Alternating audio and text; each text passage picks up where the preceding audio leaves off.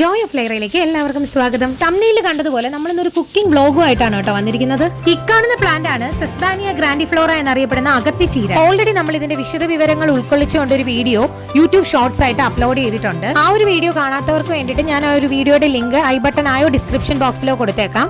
നമ്മളെ പോലെ അധിക സ്ഥലമില്ലാത്തവർക്ക് പോലും ഡ്രമ്മിലൊക്കെ നട്ടുപിടിപ്പിച്ച് വളർത്താവുന്ന ഒരു പയർ വർഗ്ഗത്തിൽപ്പെടുന്ന ചെടിയാണ് സെസ്ബാനിയ ഗ്രാൻഡിഫ്ലോറ എന്നറിയപ്പെടുന്ന അഗത്തിച്ചീര. ദിവസം തോറും കിട്ടുന്ന അഗത്തി പൂക്കളെ നമുക്ക് ഇതുപോലെ എയർ ടൈറ്റ് കണ്ടെയ്നറിലോ പ്ലാസ്റ്റിക് കവറിലോ ഒക്കെ ആക്കി കവർ ചെയ്ത് ഫ്രിഡ്ജിൽ സൂക്ഷിക്കുകയാണെങ്കിൽ നമുക്ക് ആഴ്ചതോറും അഗത്തിച്ചീരയുടെ തോരനോ മെഴുക്ക് പുരട്ടിയോ ഒക്കെ തന്നെ കഴിക്കാൻ പറ്റും. തൈറോയിഡ് സംബന്ധമായ രോഗങ്ങളെയും മറ്റനവധി രോഗങ്ങളെയും പ്രതിരോധിക്കാൻ ശേഷിയുള്ള ഒരു ഔഷധം കൂടിയാണ് അഗത്തിച്ചീരയും അതിന്റെ പൂക്കളും എന്ന് പറയാം. പൂക്കളെ കഴുകി വെള്ളം വാർത്തെടുത്തതിന് ശേഷം നമുക്കിതുപോലെ ചെറിയ രീതിയിൽ കട്ട് ചെയ്ത് എടുക്കാവുന്നതാണ്. കട്ട് ചെയ്യുമ്പോൾ ഒരു കാര്യം പ്രത്യേകിച്ച് ശ്രദ്ധിക്കേണ്ടതെന്ന് പറഞ്ഞാൽ കട്ട് ചെയ്യുന്നത് കൊണ്ട് തന്നെ ഇതിന് ചെറിയൊരു ചവർപ്പുണ്ടാവാൻ സാധ്യതയുണ്ട്. ചവർപ്പില്ലാതെ ഉണ്ടാക്കാൻ ഇതിനെ കൈകൊണ്ട് കിള്ളിയിട്ട് തോരൻ വെച്ചാലും മതിയാവും. ഇതിന്റെ തോരൻ എങ്ങനെ ഉണ്ടാക്കാം നോക്കാം. ഒരു പാനിലേക്ക് ആവശ്യത്തിന് എണ്ണ ഒഴിച്ച് കടുക് താളിച്ചെടുക്കുക. അതിലേക്ക് ഇതിന്റെ അരിഞ്ഞു വെച്ചിരിക്കുന്ന അല്ലെങ്കിൽ കിള്ളിയിട്ടിരിക്കുന്ന പൂക്കളെ ഇട്ട് കൊടുത്ത് ആവശ്യത്തിന് ഉപ്പും ചേർത്ത് ഒന്ന് വഴറ്റി കൊടുക്കുക. പൂക്കളെല്ലാം വഴണ്ടി വരുമ്പോൾ അതൊരു പർപ്പിൾ കളറായിട്ട് മാറും. പൂവ് അടുപ്പത്തിരിക്കുന്ന നേരത്ത് തന്നെ ഇതിൽ കാണുന്ന ഈ ചേരുവകളെല്ലാം അരച്ച് നമുക്ക് ആ പൂവിലേക്ക് ചേർത്ത് കൊടുക്കാം.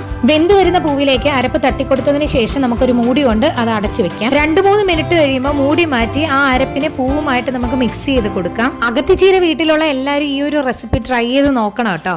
അരപ്പ് പൂവുമായിട്ട് നല്ലതുപോലെ മിക്സ് ആക്കിയതിന് ശേഷം നമുക്ക് അതിന്റെ നടുവിലേക്ക് ഒരു മുട്ട പൊട്ടിച്ചൊഴിക്കാം. മുട്ട ഒന്ന് ചൂടായി വരുമ്പോൾ നമുക്ക് ആ ഒരു പൂവിന്റെ മിക്സുമായിട്ട് ഇതിനൊന്ന് യോജിപ്പിച്ച് കൊടുക്കാവുന്നതാണ്. നമ്മുടെ സ്ഥലങ്ങളൊന്നും പാഴാക്കാതെ അതും ഉള്ള സ്ഥലത്ത് ഇതുപോലുള്ള ചെടികൾ വെച്ച് പിടിപ്പിക്കുകയാണെങ്കിൽ വിഷരഹിതമായിട്ടുള്ള പച്ചക്കറികൾ ഇതുപോലെ നമുക്ക് പാകം ചെയ്ത് കഴിക്കാവുന്നതാണ്.